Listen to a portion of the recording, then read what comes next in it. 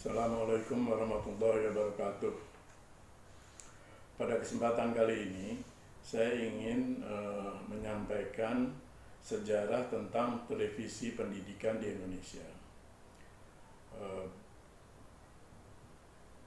Sejarah ini dimulai dengan berhasilnya Indonesia mendapatkan izin untuk membeli satelit, karena tidak semua negara boleh membeli satelit. Kita mendapatkan izin, tentunya pada saat itu teknologi satelit itu hanya dari Amerika Serikat. Jadi kita mendapatkan izin dari Amerika Serikat untuk membeli satelit. Ini dibawa oleh roket Amerika dan diluncurkan dari Cape Canaveral, dan kemudian dia ditempatkan di atas Samudra Hindia pada tanggal 8 Juli tahun 1976. Satelit ini merupakan awal dari sejarah televisi pendidikan di Indonesia, atau bahkan kemajuan televisi di Indonesia. Karena pada saat Indonesia mendapatkan izin dan sudah diluncurkan, itu Indonesia merupakan negara ketiga yang memiliki satelit setelah Amerika dan Kanada. Jadi kita sangat maju pada saat itu, pemerintah Indonesia sangat maju dan berpikiran jauh ke depan. Kenapa? Karena memang situasi geografis kita itu adalah pulau-pulau dengan jangkauan yang cukup luas. Sehingga satu-satunya jalan untuk menghubungkan itu diperlukan satelit. Karena tidak mungkin membuat tol pada saat itu, atau membuat meletakkan kabel di bawah laut. Jadi satelit adalah yang paling mudah. Dan alasan kenapa Amerika memberikan izin adalah untuk penyiaran dan untuk pendidikan. Itulah makanya Indonesia diberikan izin. Tetapi yang terjadi kemudian itu antara Departemen Pendidikan dan Departemen Penerangan tidak pernah mencapai kata sepakat. Departemen Pendidikan mengatakan kalau televisi pendidikan itu kepunyaan Departemen Pendidikan, sedang Departemen Penerangan menganggap semua penyiaran televisi di bawah Departemen Penerangan. Ini terus berjalan, dan pada saat yang sama keseriusannya Amerika, dia memberikan grant kepada Departemen Pendidikan untuk membuat sebuah studio. Karena untuk membuat televisi pendidikan diperlukan studio, sehingga diberikan grant. Grant ini kemudian oleh Departemen Pendidikan sudah disiapkan satu badan yang akan mengurus, yaitu TKPK.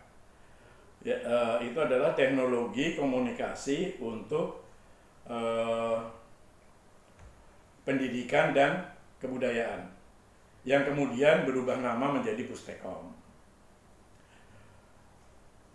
Selama tidak ada kata sepakat antara dua departemen ini, maka Pustekom diberikan bantuan oleh Amerika untuk mengirimkan tenaga-tenaganya mengambil S2 dan S3 di Amerika, mempelajari tentang televisi pendidikan ini.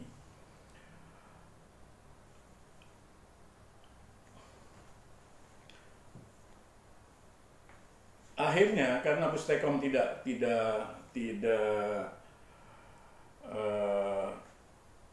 bisa menyiarkan sendiri, kemudian mereka membuat program-program yang untuk disiarkan oleh TVRI. Salah satu program yang cukup dikenal pada saat itu adalah Si Unyil. Si Unyil itu adalah buatan Pustekom.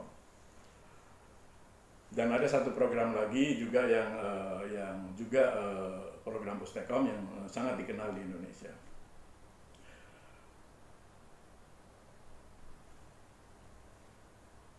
Pada saat yang sama, kemudian pada saat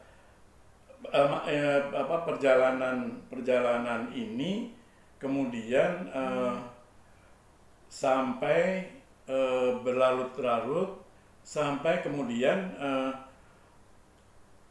Mbak Tutut mengambil inisiatif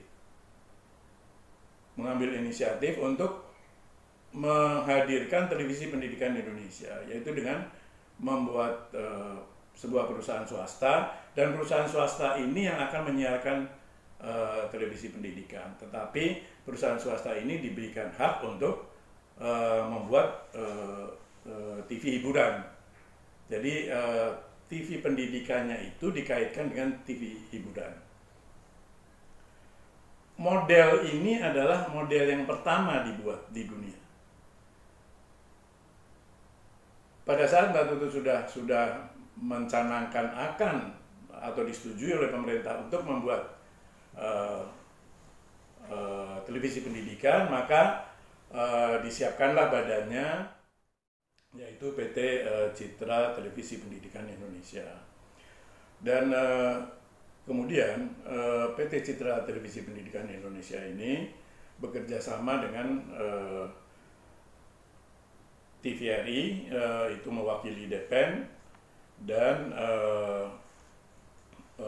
Pustekom mewakili Depdikbud, Departemen Pendidikan dan Kebudayaan.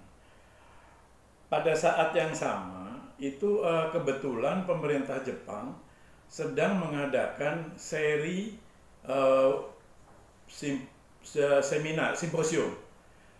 simposium tentang televisi pendidikan.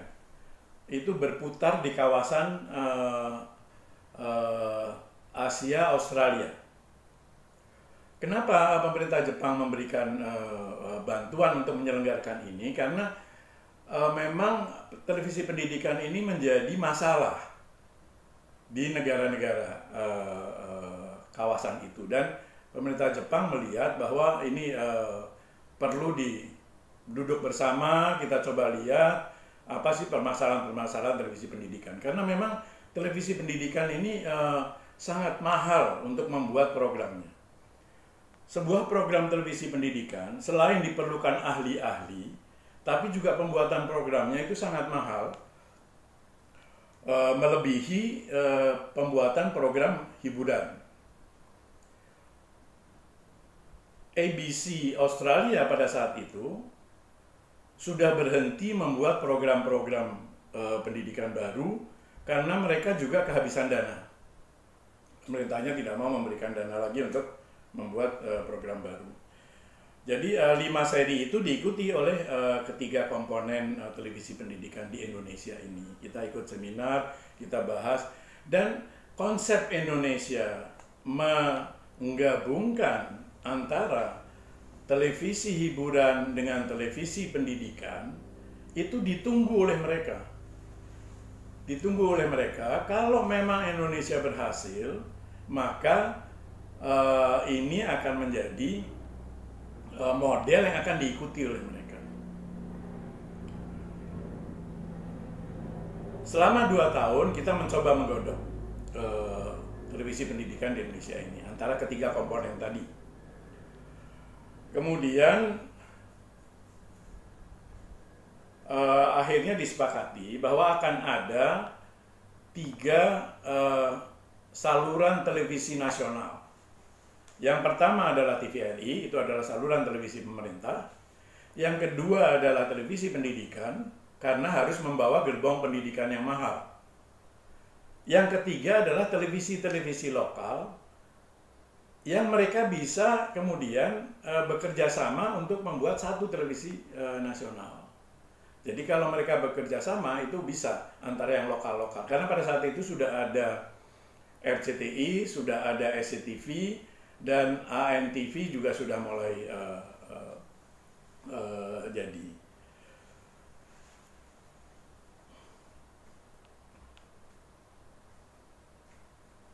Jadi untuk kita pada saat itu memang untungnya ada sarjana-sarjana yang sudah jenjang S2 dan S3 yang selama dari tahun peluncuran satelit sampai pada televisi pendidikan ini diluncurkan, dimulai dipikirkan, itu sudah cukup banyak, sehingga sangat menguntungkan buat TPI pada saat itu, karena mereka sudah belajar tentang bagaimana membuat program, bagaimana membuat skenario program pendidikan, dan konsep televisi pendidikan di Indonesia ini adalah programnya masuk ke dalam kelas. Program itu dibuat untuk 23 menit, 20 sampai 23 menit, sampai 24 menit, sorry. Itu kemudian disiarkan ke dalam kelas. Kelasnya akan dibantu oleh pemerintah, juga dibantu oleh pihak-pihak lain untuk menyediakan televisi. Jadi setelah ditayangkan pada jam penayangan misalnya mata pelajaran matematika, kemudian si guru akan memberikan penjelasan setelah 24 menit tadi, karena 1 jam pelajaran kan ada 45 menit. Itu kemudian gurunya menjelaskan apa yang dilihat tadi. Tapi membuat sebuah program pendidikan, misalnya matematika, luas lingkaran, segala macam, itu diperlukan ahli-ahli, sutradara-sutradara, penulis-penulis skenario yang bisa membuat program itu tidak membosankan dan menarik buat si anak. Sehingga tujuan daripada televisi pendidikan ini untuk meningkatkan pengetahuan atau meningkatkan mutu pendidikan di Indonesia bisa berhasil. Saya kira untuk yang pertama ini tentang televisi pendidikan, saya akhiri di sini. Dan nanti saya akan coba buat lanjutannya sampai kepada perubahan-perubahan yang terjadi di dunia pertelevisian di Indonesia. Itu yang akan menjadi sejarah televisi pendidikan yang kedua. Demikian saudara-saudara, teman-teman, dan yang menonton vlog ini, harapan saya bahwa vlog ini akan memberikan suatu tambahan pengetahuan, mengetahui sejarahnya dan mengetahui apa yang terjadi di situ, karena saya menjadi saksi mata pada sejarah televisi pendidikan ini di saat-saat awalnya. Terima kasih. Wassalamualaikum warahmatullahi wabarakatuh.